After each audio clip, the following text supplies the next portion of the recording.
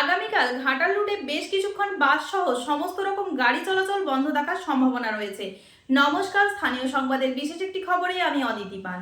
আগামীকাল শনিবার সকাল 9:30 থেকে বেশ কিছুক্ষণের জন্য দাসপুর ক্ষীরপাই রুটে কোনো গাড়ি চলাচল বন্ধ রাখার সম্ভাবনা রয়েছে।